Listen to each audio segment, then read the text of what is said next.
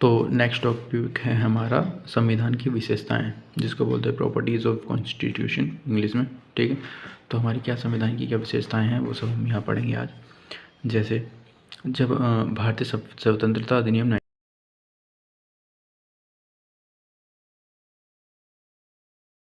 वो कैसा आया था, क्योंकि उसके बाद तुरंत पाकिस्तान बना था। तो पाकिस्तान जब बना था तो हमारा जो भारत वो दो हिस्सों में डिवाइड हो गया था। अब पाकिस्तान भी दो पार्ट में डिवाइड हो गया था, एक पश्चिमी पाकिस्तान हो गया था, एक पूर्वी पाकिस्तान हो गया था। जैसे कि यहाँ पर पूर्वी पाकिस्तान है, यहाँ पर पश्चिमी पाकिस्तान है। ठीक है, तो फिर क्या होता है कि संविधान सभा जो सदस्य, जब संविधान हमारे बना था, पहले संविधान की सभा बनी थी, तो उसमें जो हमारे सदस्य से पहले 389 थे। ठीक है, ये पाकिस्तान का विभाजन होने से पहले। तो 389 में हमारे 296 हमारे ब्रिटिश प्रांत थे, ब्रिटिश भारत प्रांत, उसमें से 93 देसी रियासतें थी। और जब हमारे ये पाकिस्तान बना था तो इसमें से कुछ सदस्य जो होंगे जो ब्रिटिश प्रांत के उधर पाकिस्तान गए होंगे, और देसी रियासतों की पाकिस्तान गए होंगे। ठीक है, तो फिर उसमें से हमारा कुल सदस्य जो है 299 बचे थे, जिसमें से 229 सिर्फ हमारे ब्रिटिश भारत प्रांत थे और 70 देसी रियासतें बची थी। ठीक है, तो ये हमारा हुआ था जब पाकिस्तान हमारा बना था। तो भारतीय स्वतंत्र अधिनियम 1947 के बाद क्या क्या हुआ था, ये देखो। संविधान सभा के सदस्यों की संख्या घट गई थी, क्योंकि अब पाकिस्तान के हिस्से के प्रतिनिधि संविधान सभा के सदस्य नहीं रहे थे। कुछ सदस्य वो पाकिस्तान में चले गए थे, इसलिए वहाँ की सदस्य पूरे घट गई थी। और संविधान सभा पूरी तरह से, अब जो है हमारा संविधान पूरी तरह से स्वतंत्र हो गया था और संप्रभु हो गया था। अब इसका मतलब ये है, इसका जो अपने निर्णय खुद ले सकता है, अब किसी के अंडर कोई प्रेशर नहीं होगा। ये अब हमारा, क्योंकि जब तक हमारा पाकिस्तान नहीं बना था तब तक जितने भी हमारे मुस्लिम समाज थे या फिर जिन्ना के जो भी समर्थक थे, वो सब इसमें रोड़ा डालते रहते थे। ठीक है, तो संविधान सभा में क्या हुआ था, और जब संविधान सभा हमारी अब बनी थी तो इसके अंतर्गत हमारे दो कार्यों को अलग अलग दिवसों पे किया जाता था। ठीक है, अब वो दो कार्य कौन कौन से थे, जैसे जो हमारे संविधान निर्माण की जो एक थी वो अलग था, और वो स्वतंत्र भारत के प्रथम संसद वो अलग थी। ठीक है, मतलब उसकी पार्लियामेंट अलग थी और संविधान जहाँ बनेगा उसके काम अलग होते थे। जैसे अब जो संविधान निर्माण का जो काम था उसके अध्यक्ष हमारे डॉक्टर राजेंद्र प्रसाद थे। इसकी प्रथम बैठक मैंने बताया था 9 दिसंबर 1946 को हुई थी। और जब इसमें हुई थी तो मैंने आपको बताया था कि इसके अध्यक्ष सर्वपल्ली राधाकृष्णन बने थे, क्योंकि वो सबसे उम्र के थे इस वजह से, और सबसे ज़्यादा तजुर्बा था, इसी आधार पर उनको बनाया गया था। और उसमें जब हमारी पहली बैठक हुई थी, ठीक है, और बाद में हमारी दूसरी बैठक हमारे राजेंद्र प्रसाद हमारे बन गए थे। अब जो अंतिम बैठक थी उसकी हमारी 24 दिसंबर 1950 को हुई थी। ठीक है, और इसके बाद जो हमारी अंतिम बैठक है ना, ये हमारी बहुत इंपॉर्टेंट है, क्योंकि अंतिम बैठक में क्या होता है कि इसमें है ना हमारा एक निर्णय लेना था। जो अंतिम बैठक थी उसमें बहुत सारी चीज़ें थी, अभी बताता हूँ क्या क्या थी। अभी पहले ये देखिए कि जो हमारा दूसरा था, जो हमारा निर्णय जो दूसरे दिवस पर होता था, वो स्वतंत्र भारत की प्रथम संसद मतलब पार्लियामेंट था। इसके जो हमारे अध्यक्ष थे वो जी.वी. मालवणकर थे। ठीक है, प्रथम इसकी बैठक 17 नवंबर 1947 को हुई थी, अंतिम हमारा 1991 से 92 के करीब हुई थी। ठीक है, अब देखो जो हमारा ज़्यादा याद करना है वो हमारे ये याद रखना है। प्रथम बैठक हमारी 9 दिसंबर 1946 को हुई थी, इसके अध्यक्ष हमारे राजेंद्र प्रसाद थे। ठीक है, अब ये जो अंतिम बैठक है इसमें क्या हुआ था, अंतिम बैठक में ये होता है कि हमारा ना जो हमारा जो भी निर्णय लिए जाते थे हमारे दो मेजोरिटी से लिए जाते थे, सर्वमति से या फिर समायोजन से। ठीक है, समायोजन मतलब ये था कि अब जैसे कि मान लो कि देश के नाम को लेकर बहस हुई थी। ठीक है, और देश के नाम को बहस को लेकर इसमें ये होता है जब इस प्रकार जब इसमें हमारा सर्वमति निर्णय नहीं आया। ठीक है, सर्वमति निर्णय का मतलब ये है कि सब एक निर्णय पर नहीं आ पाए, तो फिर हमारा समायोजन से हुआ था। उसका समायोजन से मतलब ये होता है कि उसका नाम है ना बाद में इंडिया अर्थात भारत रखा गया था, क्योंकि उसमें से कुछ हमारे हिस्से जो थे वो भारत रखना चाहते थे। क्योंकि भारत इसलिए क्योंकि हमारे प्राचीन प्रतिष्ठा गौरवशाली मतलब जो पीछे से परंपरा आ रही है हमारा उसको इंडिकेट करता था। और इंडिया इसलिए कुछ बंदे इंडिया इसलिए रखना चाहते थे क्योंकि वर्तमान में विश्व इंडिया इसका मतलब नाम इंडिया का बहुत बड़े लेवल पर हो गया था, इसकी बहुत सारी समझौते में इसका नाम ही आ गया। तो इस वजह से इस पर हमारा ना सहमति समझौता नहीं लिया गया, निर्णय नहीं लिया गया, तो इसलिए उसको फिर हमारा जो उसका नाम है इंडिया अर्थात भारत कहा गया है। ठीक है, अब देखो सरमति के जो डॉक्टर राजेंद्र प्रसाद थे स्वतंत्र भारत का प्रथम ये थे। राष्ट्रपति जो होता है हमारा वो हेड ऑफ स्टेट होता है। ठीक है, और इसी अंतिम बैठक में ही हमारा जनगण मन राष्ट्रीय गान हुआ था। वंदे मातरम इसका राष्ट्रीय गीत था। ठीक है, जो हमारे अन्य कार्य था ये था कि 22 जुलाई 1947 को तिरंगे जो झंडे को राष्ट्रीय ध्वज के रूप में अपनाया गया था। ठीक है, संविधान सभा ने 16 जुलाई 1948 को वी.टी. भट्टाचार्य संविधान जो अध्यक्ष की सभा थी, इसमें दूसरे उपाध्यक्ष थे। ठीक है, एच.सी. मुखर्जी हमारे 11 दिसंबर 1914 में प्रथम उपाध्यक्ष थे। ये कुछ चीज़ याद रखने की, जैसे ये है कि दूसरी बैठक में हमारे जो अध्यक्ष थे हमारे राजेंद्र प्रसाद थे, और प्रथम उपाध्यक्ष हमारे उपाध्यक्ष हमारे एच.सी. मुखर्जी थे। ठीक है, अब इसको चाहे याद मत करो। अब ये है कि कुछ फैक्ट हमारे संविधान सभा का प्रतीक हमारा हाथी है, सबको याद होगा। संविधान सभा सचिव हमारे HVR अयंगर थे।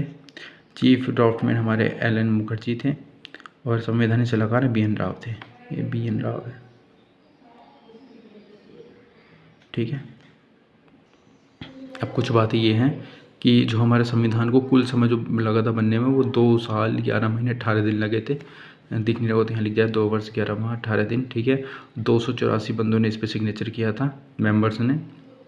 इसमें टोटल लगभग 64 लाख खर्च हुए थे, और 60 देशों के संविधान का अध्ययन करने के बाद हमने इस संविधान को बनाया है।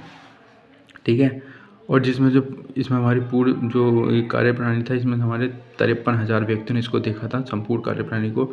और इसमें टोटल हमारे सेशन 12 सेशन हुए थे। ठीक है, अब जो हमारा ओरिजिनल कॉन्स्टिट्यूशन है, मूल संविधान है, जो उसमें जो अलग जो ड्राइंग है, वो मैंने आपको पहले बताया था कि जो हमारी ड्राइंग चित्रकारी जितनी भी है, वो हमारी इन 2 मेंबर ने की है, जैसे नंदलाल बोस और वीरूहर लाल मनोहर सिन्हा।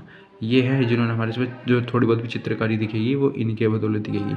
और जो हमारा हस्तलिखित है, मतलब कि जो हैंड रिटन है, अंग्रेजी में मैंने आपको बताया कि प्रेम बिहारी नारायण रामजादा ने लिखा है। हिंदी में हमारा वसंत कृष्ण बेग ने लिखा है। हिंदी में उसने एक चीज़ ये भी याद भूलना पड़ती है, जो प्रस्तावना है, हमारा प्रस्तावना जो प्रेम्बल है, प्रेम्बल को उसने हिंदी में प्रस्तावना न बोलकर उद्देशिका बोला था। ठीक है, तो जो हमारी भारतीय संविधान की और विशेषता ये है कि हमारा संविधान है वो निर्मित है, लिखित है और विशाल संविधान है। मतलब कि इनेस्ड बोलते हैं, रिटन बोलते हैं, ह्यूज कॉम्प्रिहेंसिव बोलते हैं।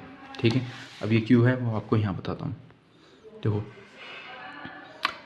भारतीय संविधान हमारा क्या है, निर्मित है, लिखित है, विशाल। कॉन्स्टिट्यूशन निर्मित इसलिए है क्योंकि उसका निर्माण कराया गया है। ठीक है, वो कहीं से ऐसा नहीं है कि कहीं से उठाया कर दिया, उसको पूरे तरीके से एनालिसिस करके उसका निर्माण किया है। संविधान सभा के द्वारा किया गया है। जो हमारा संविधान सभा का गठन जो हमारे कैबिनेट मिशन की सिफारिश के आधार पर हुआ था। ठीक है, और हमारा लिखित क्योंकि हमारे अपना संविधान को हाथ से लिखा है। ठीक है, ऐसा नहीं है कुछ कहीं से उठा के ऐसे कॉपी पेस्ट कर दिया हो, इसे हाथ से लिखा गया है। ठीक है, और ह्यूज इसलिए कि हमारा संविधान दुनिया का सबसे बड़ा संविधान है, क्योंकि इसमें सबसे ज़्यादा आर्टिकल 395 आर्टिकल इसी में ही है। ठीक है, अब देखो, और हमारा जो संविधान है वो अविकसित है, मतलब कि अभी हमारा संविधान पूरी तरह से विकसित नहीं है, उसमें हमारे संशोधन होते रहते हैं। और जो हमारा जो ब्रिटिश का जो संविधान है, ये ब्रिटिश का संविधान हमारा विकसित और अलिखित संविधान है। वो मतलब इतना पहले से विकसित हो चुका है कि उसको मॉडिफिकेशन करने की ज़रूरत नहीं है, और वो अलिखित है, उसको लिखा नहीं गया, हाथ से लिखा गया है। वो सिर्फ ऐसा है कि जो वहाँ पे जो पुरानी प्रथाएं, रीति रिवाजें चलती आ रही हैं, उन्हीं के आधार पर उनके कानून बनते हैं। ठीक है, हमारा देखो जो लिखित है, और हमारे जो कैलीग्राफर इसके सुलेखक हैं, मैंने बताया था कि इंग्लिश में जो हमारा ओरिजिनल जो हमारा लिखा गया है वो इंग्लिश में ही लिखा गया है। वो प्रेम बिहारी नारायण रामजादा के द्वारा लिखा गया है, हैंड रिटन। और जो हिंदी में लिखा गया है हमारा वसंत कृष्ण बेदी द्वारा लिखा गया है। ठीक है, 26 नवंबर 1949 को हमारा पूरी तरह से हमारा संविधान बन के तैयार हो गया था, लेकिन लागू हमारा 1 महीने बाद हुआ था। तो हमारे जो हैंड रिटन है, इसमें हमारे 22 भाग हैं, 395 अनुसूचियाँ हैं, वो अनुच्छेद हैं, और 8 हमारे अनुसूचियाँ थीं, ये पहले थी, 4 बाद में बढ़ी हैं संशोधन के द्वारा। हमारा ह्यूज कॉम्प्रिहेंसिव मतलब बहुत बड़ा संविधान है। जैसे कि अगर मैं बताऊँ, बहुत बड़ा इसलिए क्योंकि हमारे संविधान में 395 आर्टिकल हैं, अमेरिका के संविधान में सिर्फ 7 आर्टिकल हैं, ऑस्ट्रेलिया में 128 है, कनाडा में 147 है, और साउथ अफ्रीका में हमारे 153 आर्टिकल हैं, और हमारे में कितने 395। ठीक है, इसलिए हमारा बहुत बड़ा संविधान है। अब ऐसे चलो कुछ चीज़ें देख लीजिए, चाहे तो मैं इसको आगे पढ़ाऊँगा, फिर भी चलो 10 भाग में भी याद दिला देता हूँ। जैसे हमारा जो संविधान है उसमें मैं फिर से याद दिलाता हूँ, 22 भाग है, 395 अनुच्छेद हैं, और 8 हमारी अनुसूचियाँ हैं। जैसे कि भाग 1 में हमारा क्या होता है कि भारत संघ और उसका राज्य अंग, कि हमारे भारत का कौन कौन सा अंग क्या है, वो पहले भाग में है। दूसरे भाग में हमारे नागरिकता है, सिटीजनशिप के बारे में बताया गया है, जिसका आर्टिकल 5 से 11 तक है। भाग 3 में हमारे मौलिक कर्तव्य बताए गए, मौलिक अधिकार बताए गए हैं, मौलिक जिसे बोलते हैं फंडामेंटल राइट्स बताए गए हैं, जो हमारे फंडामेंटल राइट्स हमारे 12 से 35 तक हैं। और भाग 4 हमारा DPSP बताया गया है, डायरेक्टिव प्रिंसिपल स्टेट पॉलिसी, जिसको बोलते हैं राज्य के नीति निर्देशक तत्व, ठीक है। ये 36 से 91 तक हैं, ये आर्टिकल है। भाग 5 हमारा संघ बताया गया है, राज्य जिसे बोलते हैं, ये 92 से लेके हमारा 191 तक है। और भाग 6 हमारा स्टेट के बारे में बताया गया है, राज्य 192 से 237 तक है। भाग 7 हमारी विषय वस्तु है, लेकिन इसको भाग 7 को हटा दिया गया है, 7वें संविधान 1946 के द्वारा इसको हटा दिया गया है। ये हमारा 238 था। और इसका अगर इसको हटा दिया गया है तो ऐसा नहीं है कि ये जो अगला आर्टिकल ये भाग 8 है, इसको हम 7 कर देंगे। अगर हम ऐसा करते तो पूरे संविधान में बहुत ज़्यादा दिक्कत आ जाती कि कोई 9 8 हो जाता, 10 9 हो जाता, ऐसा करके सिर्फ हमने इसको हटा दिया और इसको यहीं रोक दिया था। जो भाग 8 है हमारा, वह संघ राज्य अंग है, ये 239 से 242 तक है। भाग 9 में हमारी पंचायतें हैं कि हमारी कितनी पंचायत होगी, नगर पंचायत, ग्राम पंचायत, ये सब हमारे जितनी पंचायती राज है वो उस भाग 9 में आता है। और भाग 10 में हमारा ST/ST अंग आता है, ठीक है। तो कुछ भाग 10 ये हैं, 22 भाग हैं, वो बाद में देखेंगे, ठीक है। अब जैसे कि देखो, पहले हमारे 22 भाग थे, वो पहले हमारा ये उसमें 8 अनुसूचियाँ थी, अब हमारी 12 हो चुकी हैं, ठीक है। अब देखो, जैसे कि जो अगर हम कहीं पढ़ते हैं आगे वाली बुक में, तो उसमें क्या होता है कि कहीं कहीं 23 भाग 24 भाग ऐसे दिखाया था, तो उसमें ये भाग सिर्फ हमारे 22 हैं, इसी हमारे संशोधन होकर उनके ही नए टाइप बने। जैसे नए भाग, न्यू पार्ट्स जो इसमें ऐड हुए हैं, वो पुराने भागों का विस्तार है, वो कोई नए भाग बने नहीं हैं। जैसे कोई भी भाग ले लो, उसमें अगर कुछ जुड़ा है, तो जैसे कि मान लो कि हमारा ये भाग 4 है, इसमें हमारा DPSP है, लेकिन भाग 4 के कै में हमारा मौलिक कर्तव्य हैं, तो इसका मतलब ये नहीं है कि वो एक भाग एक्स्ट्रा हो गया, ये सिर्फ भाग 4 का ही विस्तार है। जैसे हाँ देखो, अब इसमें मैंने बताया है भाग 4 ये हो गया, इसमें हमने मौलिक कर्तव्य छोड़ा, तो भाग 4 के कै में है, ठीक है। 42 संविधान 1967 के अकॉर्डिंग ये जुड़ा था, इसका आर्टिकल 51A है, ठीक है। और ये भाग जो 9 है हमारा, जिसमें पंचायत था, तो उसमें हमारा भाग में 9 के जुड़ा, जिसमें हमारा नगर पंचायत था। 74वें संविधान संशोधन 9 है जुड़ा, जिसमें सहकारी समिति थी, कोऑपरेटिव सोसाइटीज़ थी, ठीक है। 97वें संविधान संशोधन से। और एक भाग 14 की कै में जुड़ा था, अधिकरण 42 संविधान 1976 से, ठीक है। ये हमारे भाग जुड़े हैं, ये सिर्फ हमारे पुराने भागों का विस्तार है, ये कोई नए भाग नहीं बन जाएंगे, ठीक है। ये इसमें दिखाया गया है। अब देखिए, अब जैसे कि हमारी ये कुछ अनुसूचियाँ जुड़ी हैं, जैसे कि 9वीं हमारी 8 अनुसूची थी, बाद में हमारी 12 अनुसूची हुई, तो 8 वो कौन कौन सी है। जगह 9वीं अनुसूची हमारी प्रथम संविधान संशोधन, इसमें क्या होता है, भूमि सुधार के रिलेटेड इसमें बात की गई है। और 10वीं हमारी है 52वें संविधान संशोधन, इसमें दल बदल निषेध के बारे में बताया गया है। 73वें संविधान संशोधन में हमारी ग्राम पंचायत के बारे में बताया गया है। 74वें संविधान संशोधन में हमारे नगर पंचायत के बारे में बताया गया है। ये हमारी कुछ अनुसूचियाँ, इनको बहुत डीपली पढ़ेंगे जब मैं अनुसूचियाँ पढ़ाऊँगा, ठीक है। अब देखिए, जो हमारे संविधान की जो सर्वोच्चता है, सुप्रीमेसी है हमारी संविधान की, वो क्या क्या है। जो हमारा संविधान है वो नियम और कानूनों का संग्रह है।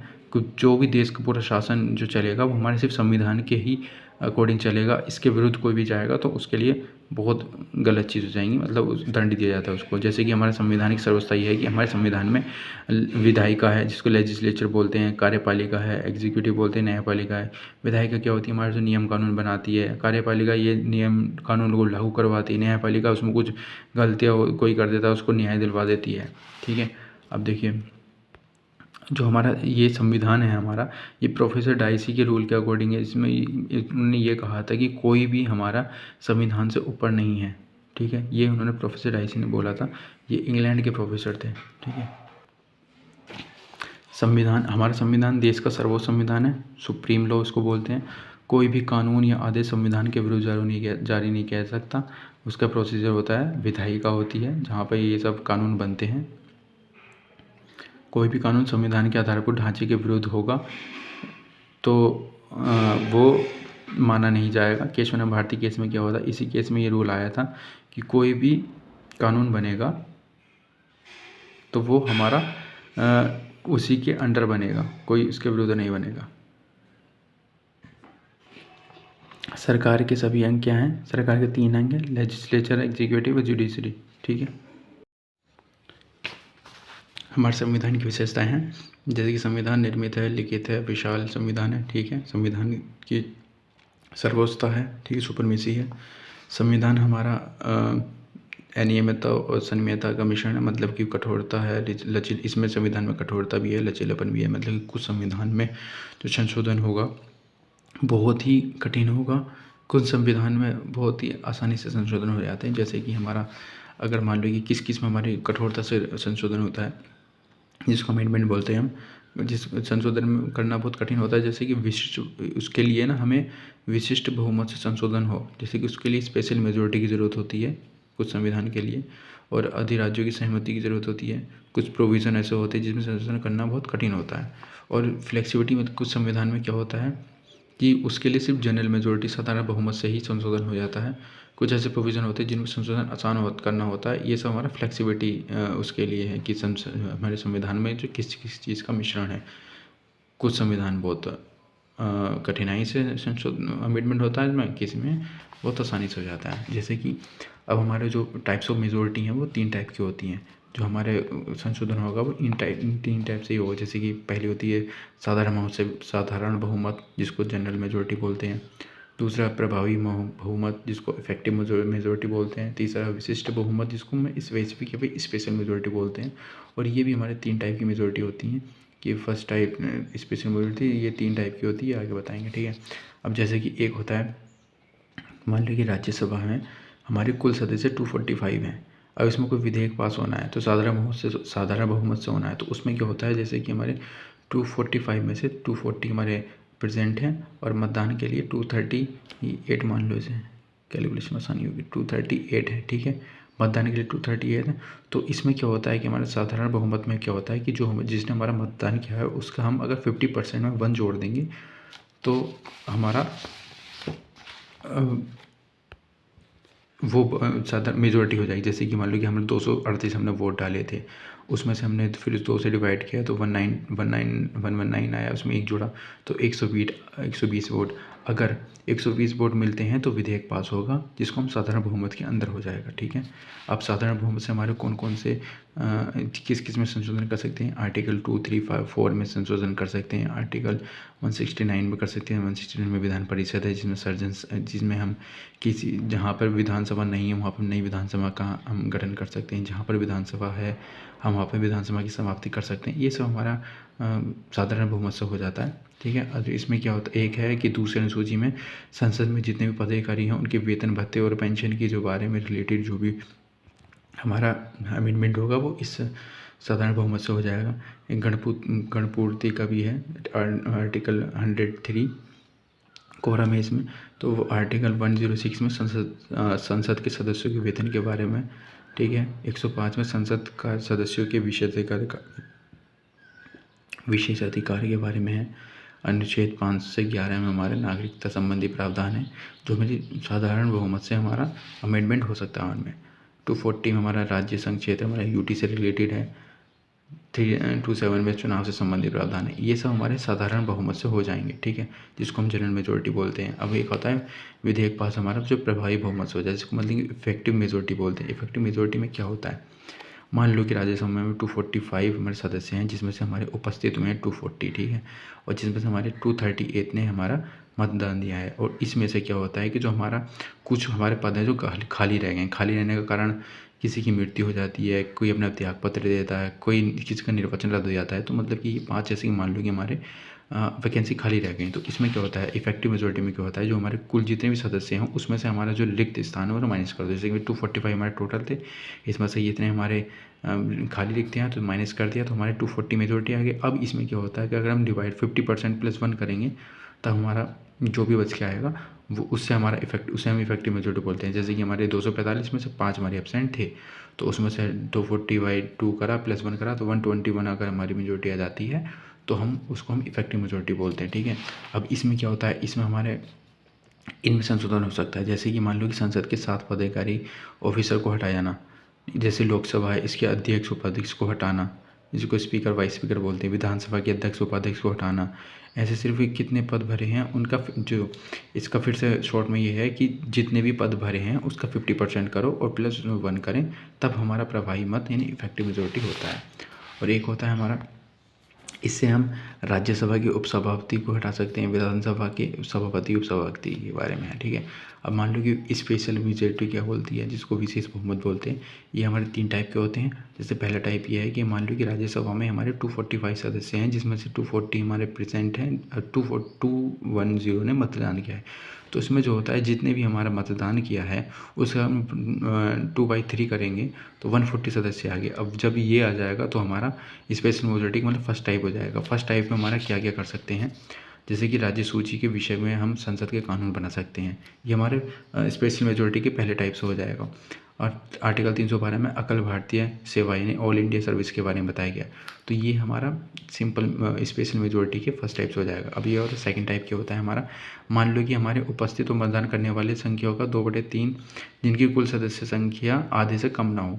अगर मान लो कि जैसे कि कुल सदस्य हमारे 245 हैं, अगर इसको डिवाइड बाई 2 करेंगे तो 122.5 आया है, ठीक है। और ये जो है ना हमारा आधे से कम नहीं होना चाहिए। अब जैसे कि आधा इसका क्या होता है, ये है, अब इसमें देखो हमारा 240 है, ये 240 बड़ा है आधे से, तो इसमें हमारा ये लग जाएगा, ठीक है। जैसे मान लो कि हमारे इसमें 140 सदस्य हैं, ठीक है। ये हमारे 40 सदस्य हमारे प्रेजेंट हैं जो हमारे स्पेशल मेजॉरिटी के दूसरे में है। अब 140 सदस्य हैं। अभी इसने बोला है कि हमारा जो टोटल है उसका 2/3 करेंगे, तो उसका आधा करेंगे, तो वो हमारा ना जो सदस्य हमारे प्रेजेंट है उससे कम ना हो, ठीक है। जैसे कि ये हमारे सदस्य प्रेजेंट हैं, अब इसका जो टोटल सदस्य के आधा है ये इतना होता है। अब ये जो है इसके आधे से कम ना हो, तो हमारा ये स्पेशल मेजॉरिटी का दूसरा टाइप लग जाएगा। 140 सदस्य थे, अब इसका आधा हमारा 122 है। अब इससे कम नहीं होना चाहिए, इससे तो ज़्यादा ही है, इसलिए हमारा लग जाएगा। अब इससे हमारा क्या क्या होता है, इससे हमारे जो सुप्रीम कोर्ट के जज हैं उनको हम हटा सकते हैं, उपराष्ट्रपति का रिमूवल कर सकते हैं, CAG का रिमूवल कर सकते हैं, इसे हम रिमूवल करते हैं, ठीक है। और एक थर्ड टाइप है, मान लो कि कुल सदस्य संख्या का 2/3 कर दो, तो उससे हमारा आराम से हो जाएगा। जैसे कि आर्टिकल 1, जैसे 245 हमारे टोटल सदस्य थे, इसका 2/3 करेंगे, 162 अगर हमारे वोट आ जाते हैं तो हमारा लग जाएगा। जिससे हमारा आर्टिकल 61 है, इससे हम राष्ट्रपति का महाभियोग कर सकते हैं। तो जो हमारा संविधान है उसकी चौथी विशेषता क्या है, जो हमारा संविधान एक तो संघात्मक संविधान है, परंतु ये एकात्मक की ओर झुकाव है, जिसको इंग्लिश में federal constitution with unitary vice बोलते हैं, ठीक है। जैसे कि मतलब कोई भी संविधान हुआ या फिर केंद्र प्रांत जो होता है उनके मध्य जो बीच में रिलेशन जो उनके बीच में होते हैं वो 3 प्रकार के रिलेशन होते हैं केंद्र और राज्य के बीच में, ठीक है। जैसे पहला होता है परिसंघात्मक संविधान, जिसको कॉन्फेडरल कॉन्स्टिट्यूशन बोलते हैं। दूसरा होता है संघात्मक संविधान, जिसको फेडरल कॉन्स्टिट्यूशन बोलते हैं। तीसरा एकात्मक संविधान, जिसको यूनिटरी कॉन्स्टिट्यूशन बोलते हैं, ठीक है। जो हमारा परिसंघात्मक संविधान होता है वो अविनाशी राज्यों का निवासी संघ होता है, विनाशी संघ होता है, ठीक है। इसको आगे समझाऊंगा कि क्या होता है। जो संघात्मक संविधान होता है, फेडरल कॉन्स्टिट्यूशन होता है, वो अविनाशी राज्यों का अविनाशी संघ होता है, ठीक है। और एकात्मक संविधान हमारा विनाशी राज्यों का अविनाशी संघ होता है। जैसे कि अब एग्जाम्पल देखते हैं, मान लो कि हमारा अमेरिका है, अमेरिका हमारा बहुत बड़ा देश है, ठीक है। और ये छोटे छोटे कुछ देश हैं, ठीक है। मान लो कि 14 ये छोटे छोटे देश हैं, ठीक है। और एक ये रशिया है, एक बड़ा देश है। अब मान लो कि ये जो है अमेरिका इन पर जुल्म ढा रहा है, ठीक है। मतलब इनके प्रॉपर्टी हड़प रहा है, सब कुछ कर रहा है, ऐसा कुछ कर रहा है। तो इसमें 14 जो देश होते हैं, ये 14 देश आपस में मिलकर ये एक बड़े देश के साथ मिल जाते हैं। जैसे मान लो कि 14 देश ये हैं, अगर ये रशिया के साथ मिल जाए, 14 देश प्लस एक रशिया, तो ये एक पूरा एक संघ बना लेते हैं, यूनियन बना लेते हैं, ठीक है। तो इसका जो काम होता है वो ये होता है कि कोई भी दूसरा देश इन पर फिर आक्रमण नहीं कर सकता। अगर करेगा तो वो ये सब अगर इन पर आक्रमण कर रहा है तो ये समझो कि वो इन पर भी आक्रमण करेगा, तो ये उसकी सहायता करेंगे, मतलब पूरा संघ सहायता करेगा, ठीक है। तो इसको हम परिसंघात्मक संविधान कहते हैं। लेकिन इसमें एक ये चीज़ है, अगर मान लो ये पूरा जो संघ है, अगर वो इन देशों के खिलाफ या इनको वो कोई कानून अच्छा नहीं लग रहा, तो ये आराम से इस संघ से बाहर निकल सकते हैं, ठीक है। ये मान लो कि कोई देश अपने आप उस संघ से बाहर निकलना चाहता है तो वो आराम से निकल सकता है, ठीक है। इसलिए ये होता है। लेकिन जैसे देखिए, मान लीजिए कि हमने संघ बना है, ये हमारा राज्य है, लेकिन इसमें एक चीज़ ये होती है कि ये जो संघ बना है ये नहीं निकाल सकता, ये अपनी मर्जी से निकल सकता है, ठीक है। इसलिए इसको बोलते हैं अविनाशी राज्यों का विनाशी संघ, ठीक है। जैसे मान लो कि सबसे विकसित राष्ट्र जो है हमारा, सभी इस प्रकार के आधुनिक संसाधन हैं, ठीक है। जैसे मैंने बोला कि 14 देश, मान लो कि 14 देश ये हैं: तजाकिस्तान, कजाकिस्तान, उज्बेकिस्तान, तजाकिस्तान, तुर्किस्तान, अजरबैजान। ये क्योंकि ये बहुत छोटे छोटे देश हैं, ठीक है। तो इन पर कोई भी अपना अधिकार जमा सकता है, इसलिए ये दूसरे बड़े देश के साथ मिलकर एक यूनियन बना लेते हैं, संघ बना लेते हैं। और जो बड़े देश होते हैं ये देखो अपने आप में सक्षम होता है, तकनीकी संसाधन इसमें होता है, मानवीय संसाधन इसमें होता है, आर्थिक संसाधन इसमें होता है, डिफेंस रिसोर्सेज इसमें होती हैं। इसलिए छोटे देश बड़े देश के साथ मिलकर एक संघ बना लेते हैं। जैसे कि मैंने यहाँ पर शॉर्ट नोट में भी लिखा है, परिसंघात्मक संविधान क्या होता है। जैसे यूएसए, रूस बहुत बड़े बड़े देश हैं और ये 14 छोटे देश हैं। तो यूएसए इन 14 छोटे देशों पर धीरे धीरे अपना अधिकार जमाना चाहता है। तो इससे बचने के लिए ये 14 देश रसिया के साथ मिलकर एक संघ का निर्माण करते हैं। इस संघ में जाने के बाद ये देश राज्यों को कन्वर्ट, ये देश जो है वो राज्य में कन्वर्ट हो जाते हैं, ठीक है। और जिससे 14+1 का मतलब कि 14 हमारे देश हो गए प्लस 1 ही हो गया, तो इसे एक राज्य में कन्वर्ट हो गई है। तो ये एक संघ होगा जो शासक, जो अब इसमें जो मिलकर एक संघ बनेगा वो ही शासक करेगा, ठीक है। अब अगर संघ इन 14 देशों के विरुद्ध कोई कानून बनाता है या कोई भी देश इससे बाहर आना चाहता है तो वो आराम से निकल सकता है, ठीक है। इसलिए इसे अविनाशी राज्यों का विनाशी संघ बोलते हैं, ठीक है।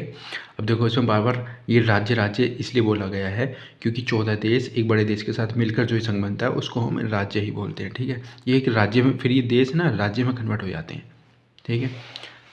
ये चीज़ समझ में आ गई, बहुत आसानी से समझ में आ गई होगी।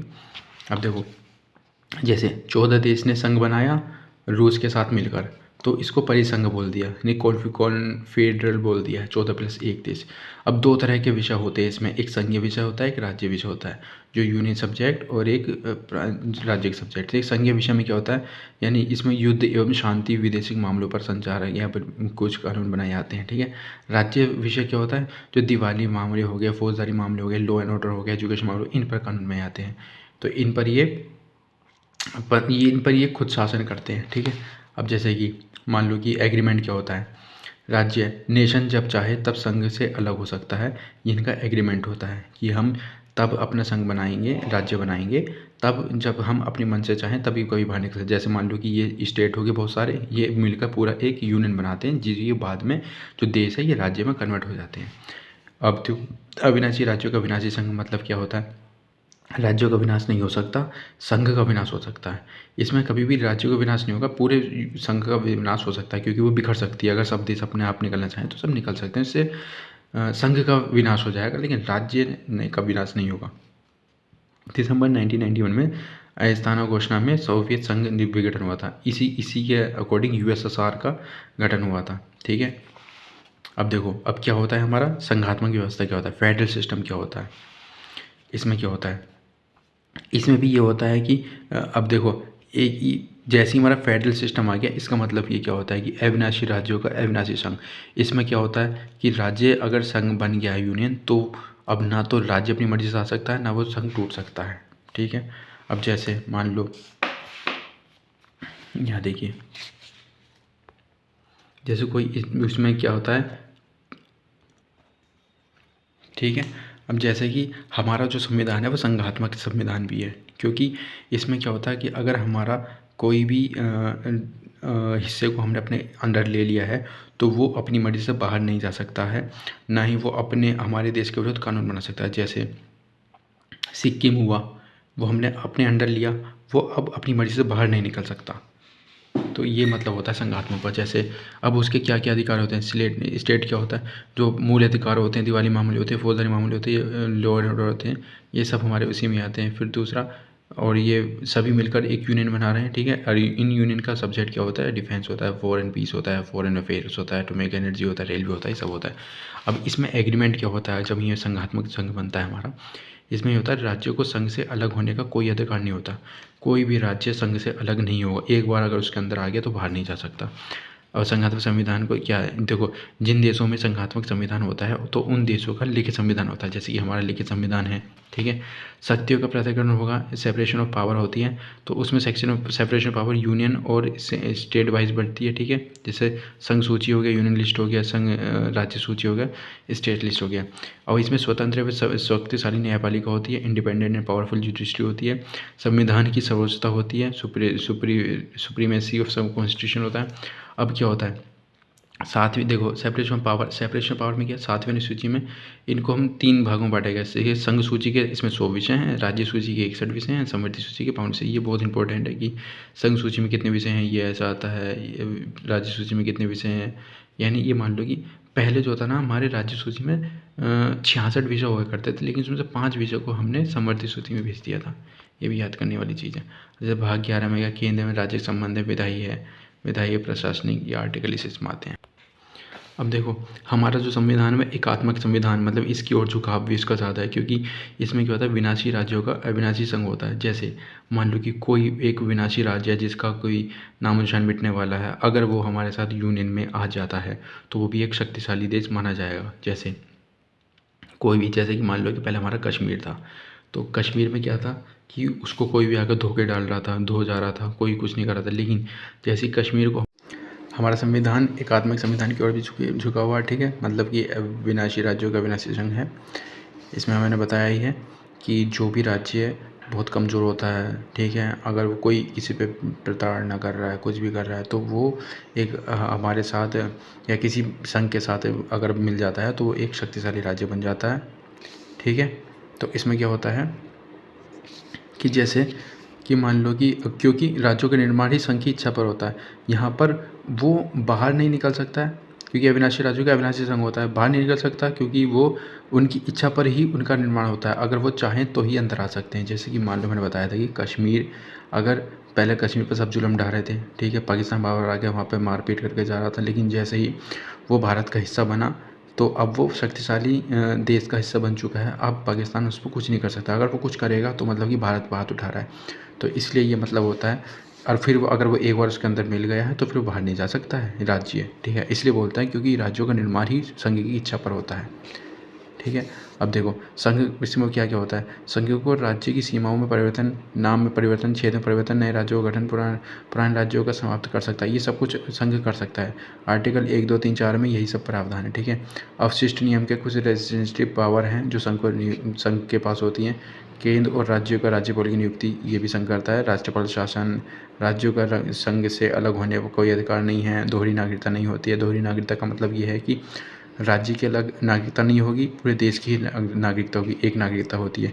जैसे यूएसए में 2 नागरिकता होती है, उसकी स्टेट की अलग होती है और उसकी सेंट्रल की अलग नागरिकता होती है।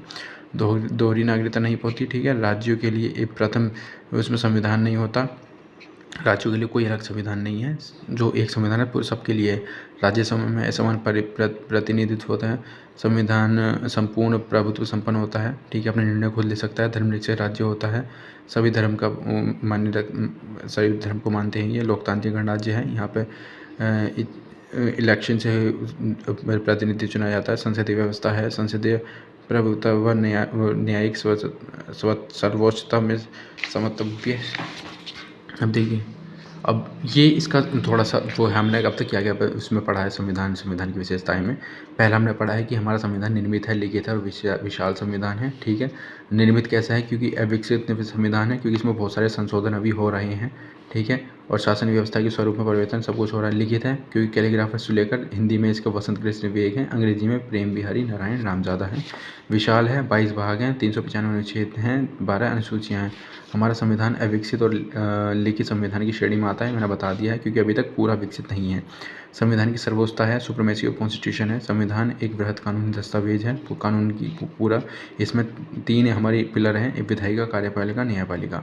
नागरिकों के मूल अधिकार की चर्चा, सब कुछ है। मूल कर्तव्य हैं, राज्यों के कर्तव्य हैं, ठीक है। और संविधान सर्वोच्च है, कोई भी व्यक्ति, संस्था संविधान से ऊपर नहीं है। शासन के सभी अंगों को संविधान के भीतर रह के ही कार्य करना पड़ता है। संविधान रिजिडिटी और लचीला, उसमें मतलब उसमें संशोधन कठोरता से भी होता है, लचीलापन फ्लेक्सिबिलिटी भी है, बहुत आसानी से भी हो जाता है, ठीक है। पर कुछ प्रावधान है, मेजोरिटी के ऊपर सारे संशोधन होते हैं। संविधान संशोधन करना बहुत कठोर है इसमें, जैसे यूएस का संविधान संशोधन करना बहुत सरल है, जैसे ब्रिटेन का संविधान। अनुच्छेद 54 और 55 संबंधित प्रावधानों में संशोधन करना कठिन होता है, इसमें विशेष बहुमत की आवश्यकता होती है, ठीक है, स्पेशल मेजोरिटी की आवश्यकता होती है। चौथा विशेषता ये है संघात्मक संविधान, परंतु एकात्मक की ओर जो अभी जो मैंने बताया था कि federal constitution with unitary wise बोलते हैं। भारतीय संविधान में अर्ध संघात्मक संविधान कहा जाता है। कैसी विलियम ने कहा था ये। अब देखो, अगर आपके पास ये आता है कि विनाशी राज्यों का अविनाशी संख्या होता है, उसको एकात्मक संविधान बोलते हैं, जैसे ब्रिटेन का संविधान है। अविनाशी राज्यों का विनाशी संख्या होता है, जिसको परिसंघात्मक संविधान बोलते हैं, जिसको पूर्व सोवियत संघ मतलब यूएसएसआर था, ठीक है। और एक होता है अविनाशी राज्यों का अविनाशी जो संघात्मक संविधान बोलते हैं, जैसे यूएसए का, कनाडा का, स्विट्जरलैंड का, ठीक है। एक ही यदि संप्रभुता यानी सोवरेनिटी का मतलब क्या है, तो इसका मतलब जो राज्य देश ऐसा होता है जो समस्त निर्णय स्वयं लेने की क्षमता हो, उनमें किसी प्रकार के दबाव समूह में ना हो अब कोई निर्णय लेने में, ठीक है। अपने भौगोलिक क्षेत्र में जैसे स्थलीय सीमा, जलीय सीमा, कहीं भी अपने निर्णय ले सकता है, नागरिकों के हित में ले सकता है, स्वतंत्र निर्णय लेने में सक्षम होता है। ये हमारा सोवरेनिटी का मतलब होता है। गणराज्य का मतलब क्या होता है, जिस देश में हेड ऑफ स्टेट राज्य अध्यक्ष यानी जनता के द्वारा इलेक्टेड होता है, यह चाहे उपाध्यक्ष हो या प्रत्यक्ष रूप से, ठीक है, या चाहे तो वो अप्रत्यक्ष इलेक्शन से हो या फिर प्रत्यक्ष इलेक्शन से, ठीक है, डायरेक्ट और इनडायरेक्टली हो सकता है। राज्याध्यक्ष मतलब कि राष्ट्रपति चुनाव, इसमें निर्वाचन मंडल आर्टिकल 54 में बताया गया है। लोकसभा, राज्यसभा, विधानसभा के इलेक्टेड मेंबर राज्यसभा का वो राष्ट्रपति का चुनाव करते हैं। लोकतांत्रिक डेमोक्रेटिक मतलब क्या है, जहाँ पर जनता का शासन होता है, जैसे विधायिका, कार्यपालिका, न्यायपालिका उसमें होती है। तीनों संस्थाएं जनता के द्वारा ही चुनी जाती है इसमें। तो यही सब हमारी संविधान की विशेषताएं हैं जो हमने पढ़ी हैं।